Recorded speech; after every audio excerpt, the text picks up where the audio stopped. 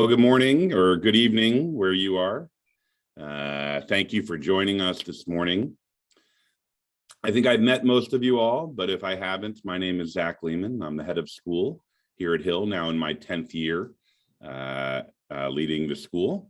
I'm joined by some of my colleagues today on the webinar, Shelley Baumgarten, who's our Director of Alumni and Parent Engagement, and Christian Sokol, who's our Assistant Head of School for Institutional Giving.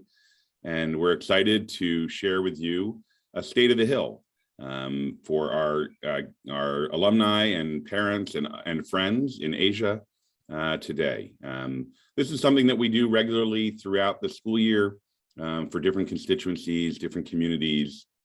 And we thought, given the continued challenges of travel and probably unlikely chance of me coming to Asia this year, I'm hopeful still for the spring, we thought that we would present in this fashion and give you all a chance to ask some questions and to learn some more about how the Hill is doing.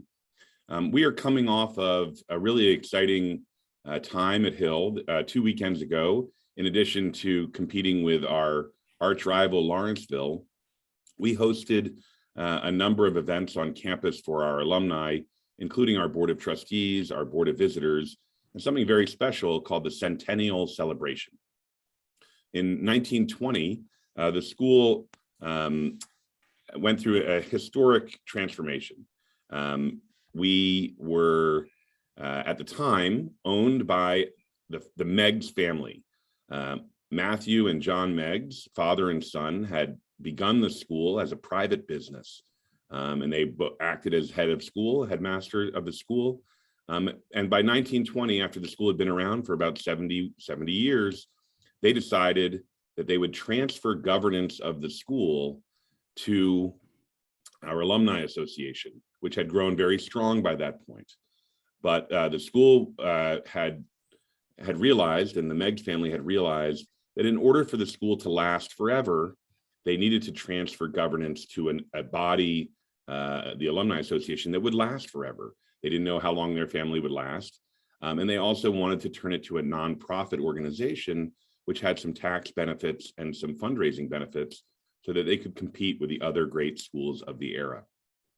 So in 1920, this historic event occurred, and we celebrated 100 years of alumni governance of the school 2 weekends ago. Unfortunately, it was a year late due to COVID, but we had a wonderful turnout of our alumni, and we gave them a sort of a peek behind the curtains of how the school had grown in that 100 years, and more importantly, or perhaps more relevantly, how the school had grown in the last 10 years. That 10 years is the same time since I've arrived at the school, with the charge from the Board of Trustees to really put the Hill School back in the upper tier of boarding schools in the United States and in the world. And so today, I'm going to share with you a presentation similar to what I made to our alumni and Board of Trustees about the 100 years of growth, but really focusing in on the last 10 years. And I hope that you'll see that the school is as strong as it's ever been, perhaps at its strongest point, really across the board. If you look at that 100 years and look towards the future, you will see that in 1920, the school had a very aspirational vision. It wanted to become one of the premier schools in the country and ensure the permanency of that situation. In 2012, the board brought me to Hill and charged me with, again, that same challenge of putting the school back on the map. And we announced at that time that the school wanted to become both the most innovative school in the country and also at the same time maintain its most traditional values and family atmosphere.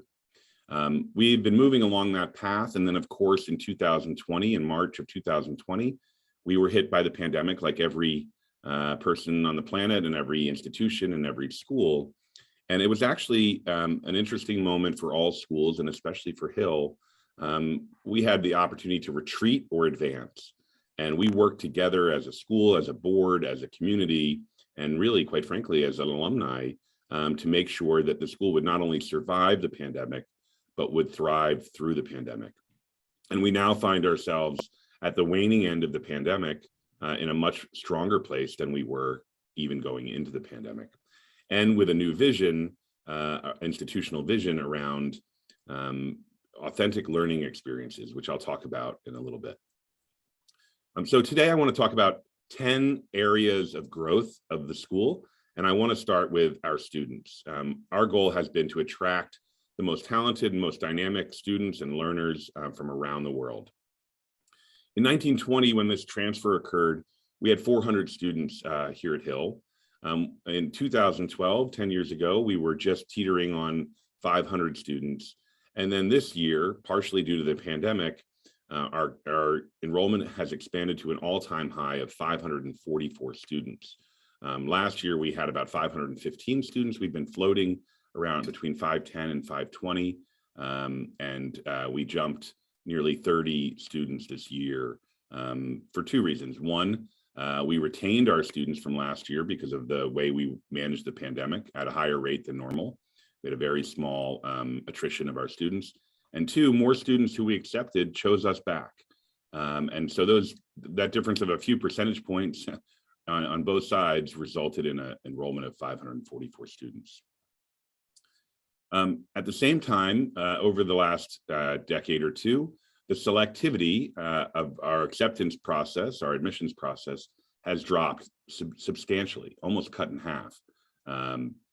In 2000, we were accepting 57% of the students that were applying, so not very selective at that point.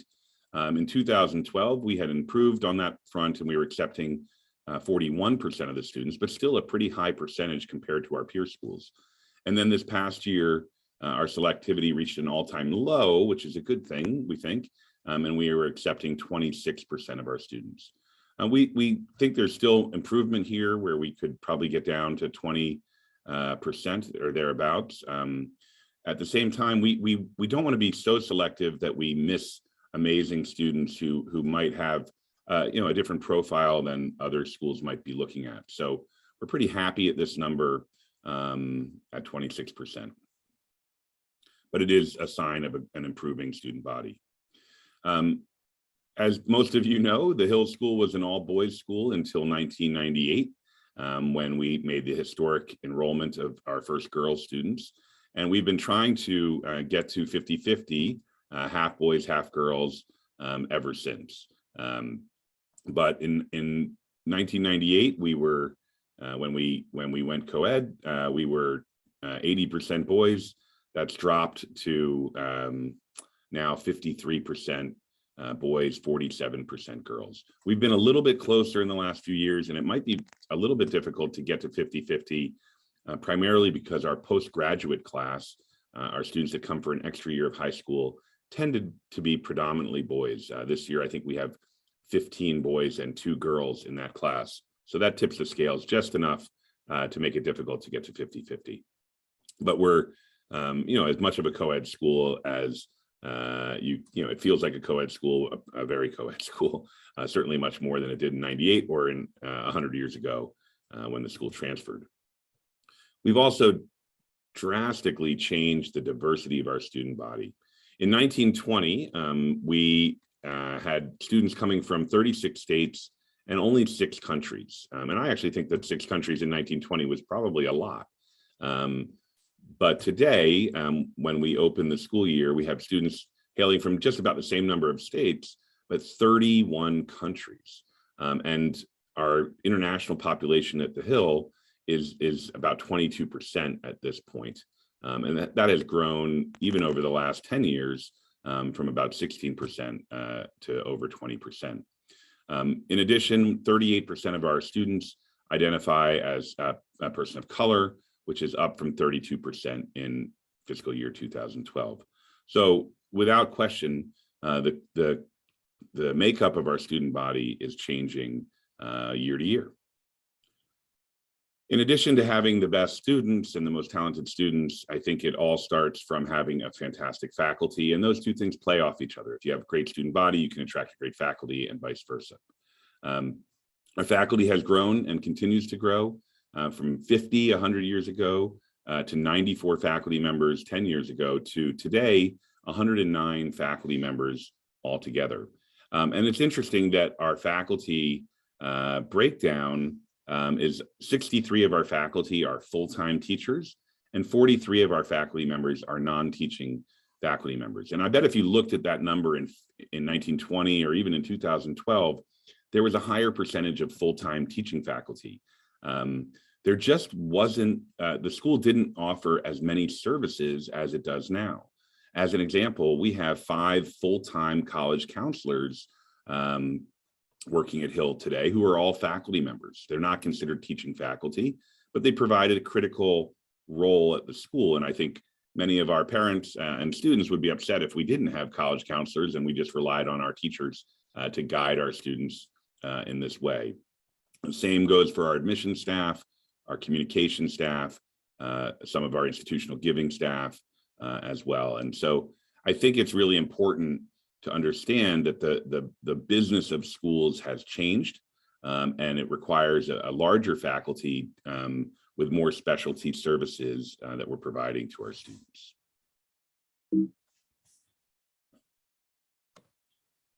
And just like our student body has changed in its makeup, so has our faculty. We've made a concerted effort to even out the male to female ratio at Hill, with female faculty actually now overtaking the number of men here at Hill, with 55% female this year. And our faculty of color has grown from 6% to 19%, not quite yet fully representative of our student body, but certainly improving in that area.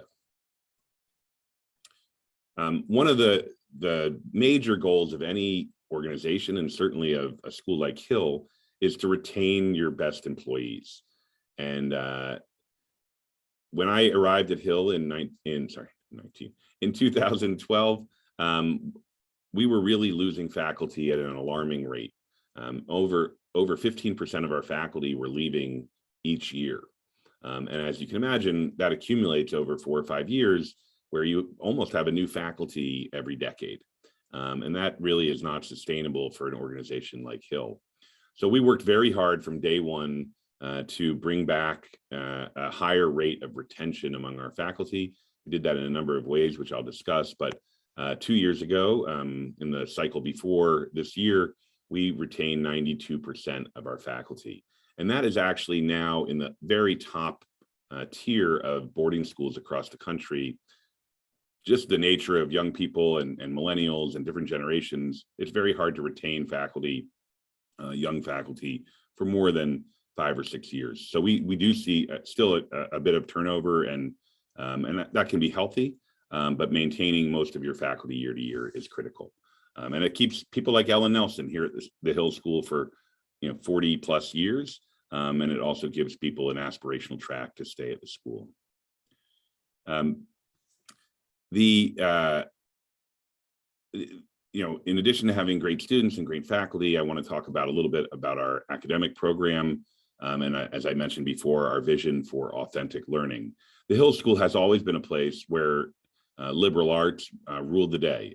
We are a liberal arts institution, believe in a well-rounded education across the humanities, the sciences, and the arts. But in 2 years ago, right before the pandemic, we announced a new vision for the Hill School, and I'll just read it here. The Hill School will be globally renowned for infusing highly impactful, authentic learning experiences into an expansive liberal arts curriculum that together enable our students to orchestrate positive change throughout their lives. There's really three components here that I want to just point out. First of all, an expansive liberal arts curriculum. Several years ago, we expanded our STEM program and built the Quadrivium Center, which I think most of you know about with our engineering program and that sort of thing. But the sciences have always been a part of the liberal arts, but we wanted to note that it is an expansive view of the liberal arts. It's not a narrow view. We really incorporate many different programs into our liberal arts curriculum. On top of that, we are now really trying to infuse highly impactful, authentic learning experiences, hands-on learning, real-world learning, learning within context. And we do that in a number of ways within our traditional classrooms, We also do service learning, where we take our students out of the classroom. And then we have certain programs like our entrepreneurship program and our economics program, which are sort of pre-professional programs, and our engineering program that are, again, authentic learning experiences where students are learning by doing and have context for the rationale behind their learning. And then lastly, enabling our students to orchestrate positive change. This is hugely important at Hill. We are preparing leaders for the future, and we think that they should be in a position where they can not only contribute to society, but where they can lead and organize their communities, whether it's their business, their home, their families, their communities, to orchestrate a very highly positive change throughout their lives, not just when they're at school and college. To do this, we've designed a portrait of a Hill graduate, which provides 7 key features or traits that we hope that our students will develop while at Hill, that they can apply to their lives, both in college and their careers and throughout their lives. You can see here there are 7 of these traits. And what we do is we take these traits and then our teachers work backwards from their graduation point and make sure that these are incorporated along the way. So, for example, number 5 says communicate effectively in oral and written expression. And so you can see some points below that: deliver a speech before their peers, learn to research a topic and complete an analysis. So our teachers will take that, our English teachers, our history teachers, our religious studies teachers, even our science and math teachers, and they'll backtrack and build that into their curriculum step by step. As far as authentic learning experiences go, I mentioned a few ways that we do it, but perhaps the most exciting thing that we've done is add something called the H-term, which is actually coming up in a week and a half. All of our students will participate in a 2.5-week program where they are signing up for courses on campus, which are purely authentic learning experiences, interesting, fun, engaging classes developed by our faculty for our students to learn different things. Our students can also not be on campus and be doing independent programs, internships, jobs, travel, service, that sort of thing. They just have to apply and have an advisor to do that kind of work. And one of the happy accidents of the H-term this year is that due to continuing quarantine requirements, a lot of our students from Asia, especially China and Hong Kong, who have long quarantine requirements, are actually able to go home on Friday and stay home through the Christmas holidays and still be able to spend time with their families.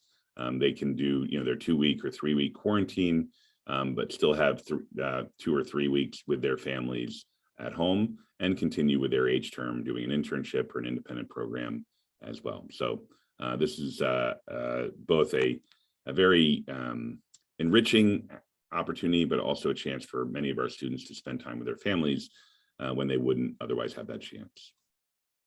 The result of great students, great teachers, and a strong curriculum is, we hope, a great placement into top colleges in the United States and beyond. We've been tracking this for quite a while at this point, and we've seen our numbers grow. In fact, last year, at the height of the pandemic, we also had our best ever college placement in the modern era. And so last year, 17% of our students went to top 20 schools, and 37% of our students went to top 50 schools. And you can see our average SAT score for our sixth formers has increased from 1250 to 1320. And that's just one metric.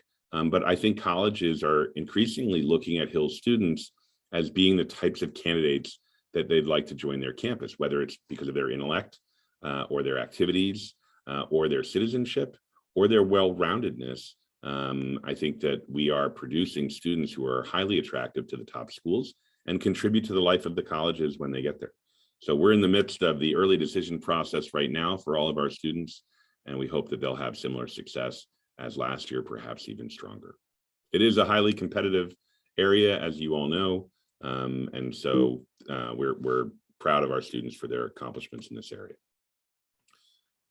We've mentioned a little bit about what happens in the classroom at Hill, but obviously many things happen outside of the classroom at Hill. That's the nature of a boarding school. And so I wanted to talk a little bit about how that has changed in the last, over time. So in 1920, and I know that's not very relevant at this point, but we only had 6 athletic teams.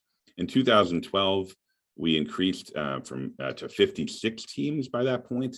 And this year, we have 60 teams on campus. We've added several major athletic teams or programs in the last few years. Primarily our crew program, our rowing program has really taken off in the last 5 years, with 60 to 70 students participating annually in that program.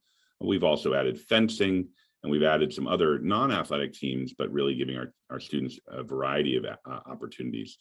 There you can see our girls field hockey team, who is ranked number 3 in the United States. And tonight, just a few hours from now, will compete for the state championship in Pennsylvania. They're playing the number 1 team in the country, Episcopal Academy, and we're pretty sure we're going to take them down. So that'll be fun. If you have a chance to watch, it'll be pretty early your time, but we're excited for the field hockey team. And the field hockey team does include a member from Hong Kong. Right there on the left, number 18 is Kaylee Robinson, who hails from Hong Kong and I think plays for the Hong Kong junior national team. So excited to see Kaylee represent the Hill School tonight, and hopefully you'll cheer her on. In addition to our athletic program, the afternoon is filled with other kinds of activities. Our theater program is now Broadway quality. We've just come off an amazing performance of Gypsy. Here you see last year's outdoor production of Into the Woods, that we had an outdoor theater production due to COVID. And I guess in 1920, they were doing the same thing. They were outside there down by the Dell performing, and maybe that's not so unusual coming off the Spanish flu 2 years prior to that. So we're actually building an outdoor stage now so that we can permanently have outdoor productions as well as our 2 indoor theaters. Student leadership has become a major part of our daily practice here at the Hill. And we've this year opened the Cleveland Student Leadership Center, where a variety of student leadership groups meet, train, and prepare for their roles, whether it be as student government leaders or our honor council or our prefects or team captains or a variety of other leadership opportunities at the school. We're very deliberate about developing leaders, which is a change from 5-10 years ago when we really just thrust our students into leadership positions and hope they figured out how to do it. Now we give them the tools that they need to be successful in those roles.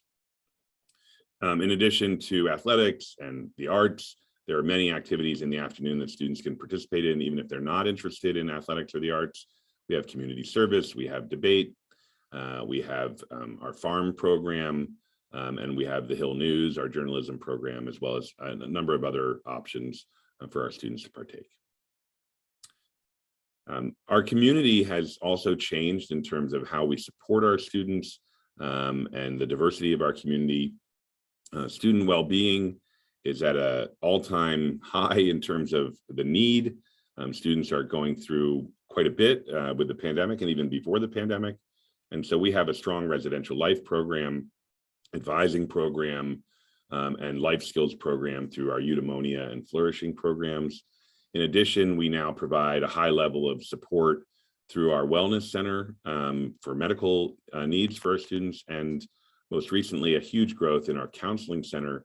We now have 5 full-time clinical counselors, licensed clinical counselors on campus, who provide mental health support for our students, either on a drop-in basis or on a more of an appointment basis for our students. And that really distinguishes Hill. I would say we have probably the most robust counseling program of our peer schools, and our students really benefit a lot from that. I wanted to note, as part of student well-being, certainly our response to COVID has been critical in our school's success. I think many of you are aware of how the school handled COVID last year and even this year, but we were probably, I think, among all boarding schools in the United States, considered, and I don't say this to boast, but I think we were considered the gold standard of how we responded to the pandemic. Obviously, in the spring of 2020, all schools had to close, and we did as well, and we provided an online curriculum. But one of the first things we did was we offered a rebate or a refund to all of our families for that spring term. We were the first boarding school in America to do that. And our parents responded quite strongly by returning most of that refund to the school, knowing that we were going to be going through a difficult time. So there was an amazing moment of generosity in both directions. Last year, over the summer of 2020, we developed an extremely comprehensive plan for reopening, very safe, very scientific, based on research, but also very bold. And so last year we had, at any given time, we had about 80% of our students on campus. And throughout the year, 95% of our students came back to campus. We did a lot of things differently last year. We changed our schedule, a daily schedule, weekly schedule, annual calendar. We did a lot of testing. We did distancing. We de-densified campus. I could go on and on and on, but in the end, we tested our community 13,000 times, and we had 6 cases of COVID throughout the year. So an extraordinary result, and our students were here and they were able to enjoy the community. In addition, since many of our international students couldn't come to campus, we worked with Mac Zhang, one of our Hill alums and trustees, to establish 2 learning centers in China, 3 actually, one in China, one in Shanghai, excuse me. It's that time of year here at Hill. We're all a little bit under the weather. We established a learning center in Shanghai and a learning center in Hong Kong and a learning center in Beijing in collaboration with a number of other boarding schools, but with Hill really leading the way, where 50 or so students would come each day. They would do their online schoolwork, but then the learning centers would organize afternoon activities. It was a way for our students to remain in community with their some of their peers from Hill, but also meet students from other schools. It was very successful. And I think some of our parents who are on the call may have participated in this program for their students, and I think would speak very highly of that opportunity. One of the biggest challenges for Hill has always been our relationship with Pottstown and the challenges that Pottstown faces. We're one of the few schools that operates in an urban environment, boarding schools that is, and Pottstown, 10 years ago was seeing a major decline in employment and economy and safety. And so we made it a priority to make Pottstown stronger, safer, and more vibrant. And we've done that through a number of different steps. We've been focusing on a clean and safe community, and we've taken proactive steps to ensure that. We've done a lot of neighborhood beautification, where we are doing community service and cleanups and helping our neighbors improve their residences and sidewalks and lighting. And then we've been very engaged in the in the community. We host a leadership series, breakfast series for all community leaders. We host an annual investors conference, which has brought a lot of new interest to Pottstown and business to Pottstown. And we've been supporting a number of local organizations, including the schools and the police department. And things have really improved in Pottstown. Property values are on the rise, and safety is declining. Crime is declining at a high rate, and it's a very safe and vibrant community now, much different than it was even just a handful of years ago. Of course, the campus itself has changed dramatically since 1920. Here's a view from above 1920 of campus. Some things are quite similar. You can see upper school there. You can see the library. You can see the chapel, the quad, and some aspects of the soccer pitch, which was a baseball field at the time. But without question, things have changed over the years. And here's a quite recent view, and you can see the academic center has replaced the middle school building. Our athletic facilities are sprawling, the Center for the Arts, our residential expansion, and of course, the Shirley Quadrivium Center and Dining Hall projects, which have been substantial in the last few years.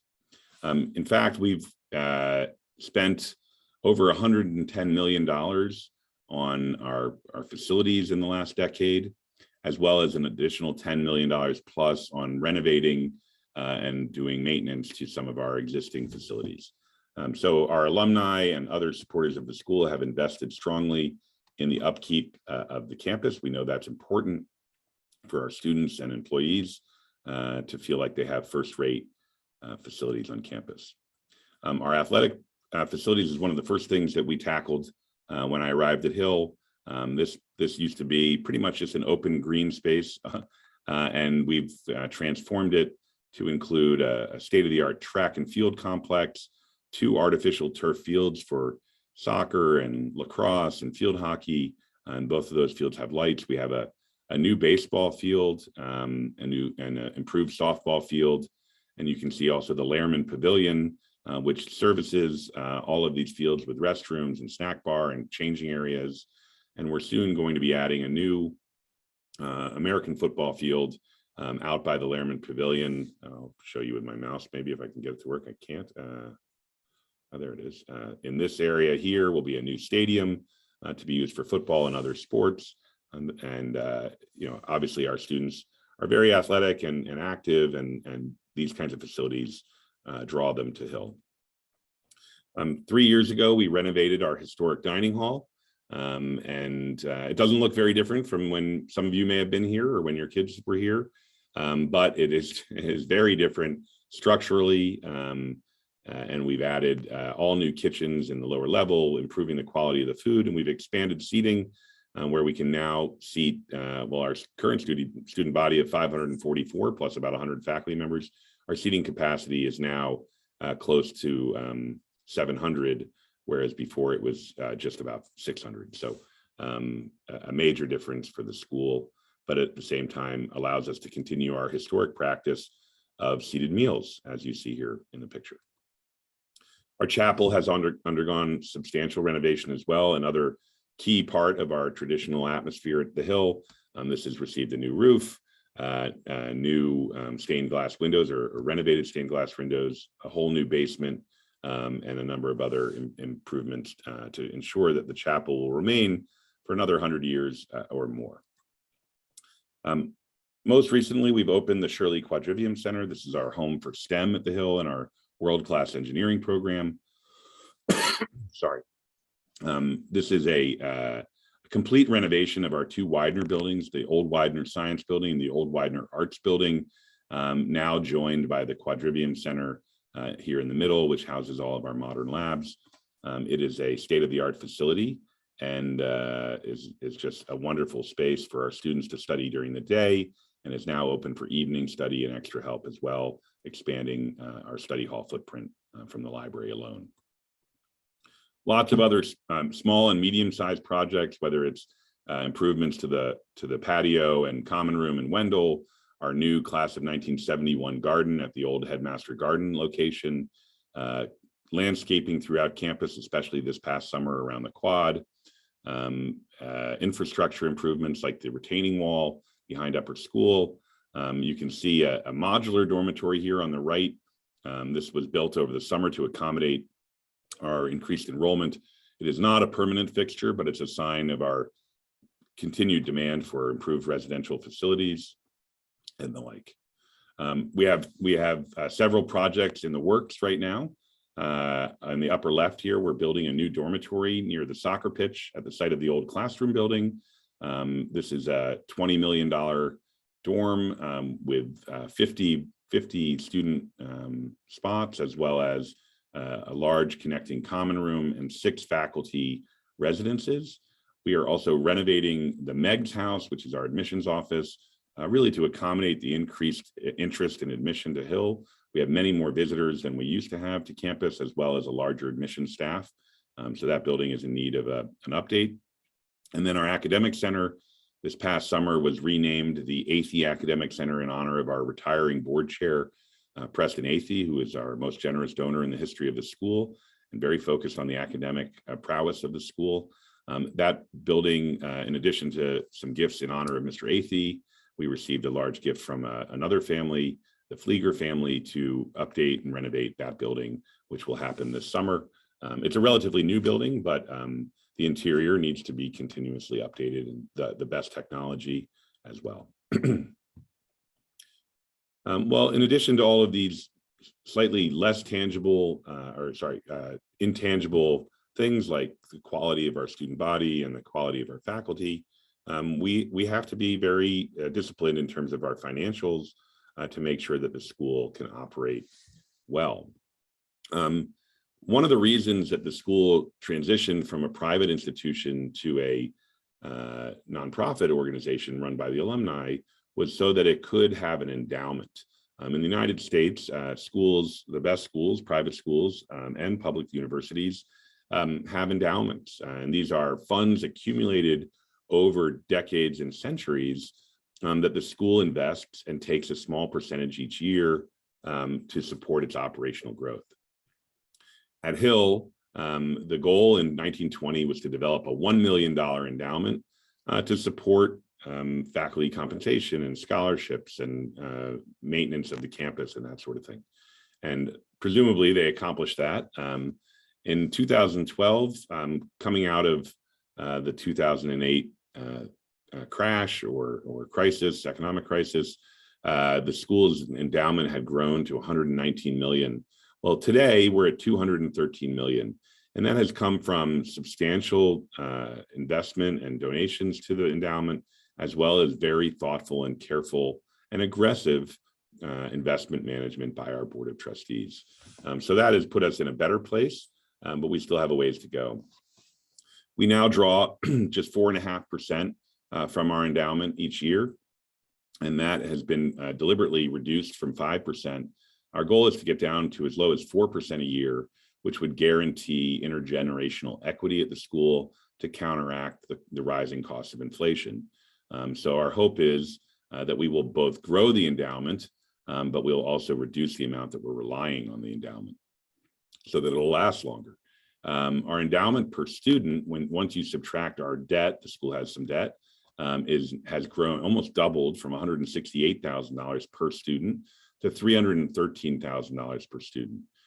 This is a great measurement of how impactful our endowment can be on a per student basis. It's a way to compare ourselves to other schools that may have smaller or larger endowments or may have smaller or larger student bodies. But if you were to compare this to some of our peer schools, especially the ones we aspire that we are competing with, this number is fairly low. So a school like Lawrenceville might have $600,000 per student. A school like Exeter or Andover might have over $1 million per student. And that gives them much more flexibility to provide financial aid, to hire faculty, and to maintain their campus and programs. So it's an area where we continue to work on, but have seen some growth, but still have room to grow. One of the ways that we're able to grow the endowment is, of course, through philanthropy and donations to the school. And many of you who are joining us today have been generous to the school, and we're grateful for that. And I wanted to give you an update on how we're doing on this front. This has certainly been an area of emphasis for me and for the Board of Trustees. It's an area that I know well, and Christian Sockel, who's on the call with me today, is my partner in doing this kind of work. And we both, along with our colleagues, travel across the country, across the world, relentlessly to engage our alumni to seek their support and investment in the school. And it has been successful over the last decade. In the 9 years preceding 2012, we raised just shy of $52 million in total. And this is across all things, whether it was the Hill Fund, our capital program, our estate giving, and the like. So we were raising just shy of $6 million each year. Well, in the last 9 years, since that time period, we've raised $136 million over the same time period. And we've nearly tripled the amount that we're raising on an annual basis. And all of that funding is pouring right into the things that I've talked about to this point today, whether it's our faculty, our students and financial aid, whether it's our community effort in Pottstown, whether it's our campus and improving facilities, that has all gone right back into the school, thanks to the generosity of our community. So you can see that the trend is good here. We hope to continue on this trend as our alumni build more and more confidence in the school and in the direction and the momentum of the school. The Hill Fund is a large part of that. This is our annual operating fund, which we seek gifts from alumni, parents, and other friends of the school. That has also nearly doubled, and we hope this year it will double and get to $5 million. But these are gifts that range from, $100 to $100,000. And we ask that our alumni consider making as generous of a gift as they can, our parents as well. And we've seen that growth substantially improve since fiscal year 2012. This is really the lifeblood of the school. It's the difference between the endowment and the Hill Fund is the difference between being a good school and being a great school. And our tuition really only covers about 70% of our overall costs throughout the year. And we make up the rest of that through our endowment draw and through gifts to the Hill Fund. And over the last 7 years, we've been running a comprehensive capital campaign called The Strength of All, which is part of our school song, back of each, The Strength of All. And you can see that has now reached $148 million in total fundraising. And we have used that funding to support everything across the board that I've been talking about today. You can see those various different things referenced here. And lastly, I just want to talk a little bit about the school's ambition and its messaging and communications. We have worked very hard to go from what some people called sort of a hidden gem, this little boarding school in Pottstown, Pennsylvania that only a handful of people knew about. We really didn't toot our own horn. We didn't market the school as well as we could have. And now we're out in front. We're very bold in our messaging on social media, on the internet, in other ways. We're out on the road. Christian's team, me, our board chair, our board members, and Shelley and her team out on the road, spreading the word about the Hill and gathering people with the common goal of advancing the school. And one of the things that had bothered our alumni for many years is that the Hill School had always been known as one of the great schools in the United States. In the 1950s and 60s, the Hill School was considered among the top 3 or 4 schools, maybe top 5 schools in the country, if not in the world, and not just among boarding schools. And then for a variety of reasons, the school declined in its reputation. And so we have been angling to get the school back into that upper echelon of boarding schools. And last spring, it was announced that Hill School was ranked number 9 in the country. And that was the first time we'd been back in the top 10, I think, in modern history. And so we were thrilled to receive that. And of course, we're not done yet. We're hopeful to get back into that top 5, and we're working hard at that. And thanks to everyone who has encouraged us and supported us along that road.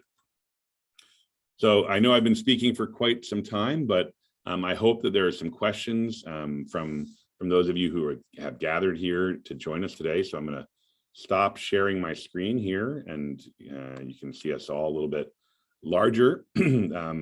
I see we have a pretty good crowd here joining us, and thank you for your attention for the last 40 minutes or so. And would love to have any questions. So if you want to ask a question, there are a couple ways to do it. You can type it into the Q&A box or the chat box, or you can raise your hand, and we'd love to take some questions and hear your voice. So hopefully you won't be bashful.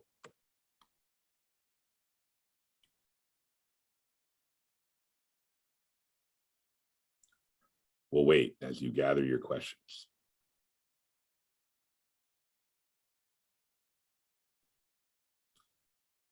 Well, maybe I'll ask some questions and see if I can get this started.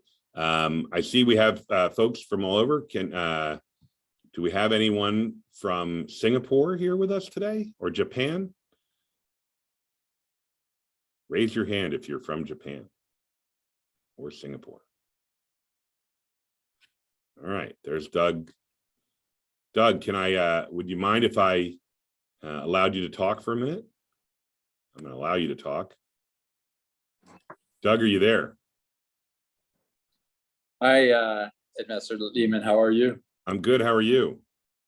Doing great. I'm in Singapore, just in case it was Japan or Singapore. But it's great to see yourself and Christian, and it was a wonderful overview. So thank you very much for that. You're welcome. How are things in Singapore? They're great. They're warm. Singapore's slowly opening up. Unfortunately, I used to live in Hong Kong. I know it's still quite kind of closed in Hong Kong, but Singapore, luckily for us, has been opening up what they call VTL lanes, vaccine travel lanes. So my family and I will have a chance to go back to the States here in a few weeks. So we're very much looking forward to getting back there after not being back for over a year and a half. Great. Well, I hope that if you have time that you can come visit campus. When was the last time you were here, Doug? I was there for the reunion a few years ago. So yeah, so I would have been there, let's see, just a couple years ago. And it was great. I love what you're doing with the campus plan. It was great to see Hill back in the top 10 program.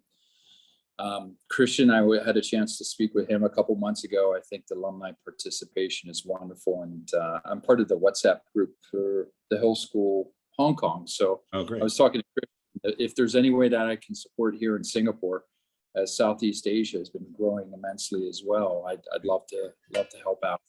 Well, that's wonderful, Doug. We definitely have had some students from Singapore over the last few years, and we think that that's going to be a growing area for us as well.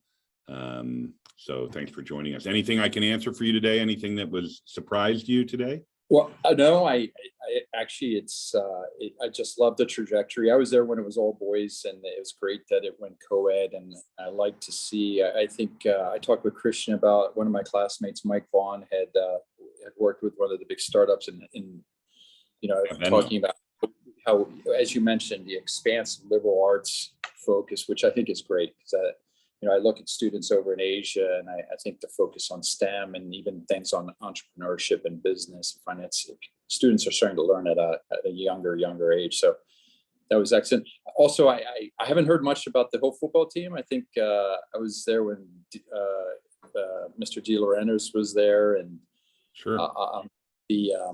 Let's see. Doug, you just said the magic word, football. Yeah. We're coming off. We have a new coach. It is a new era for Hill football.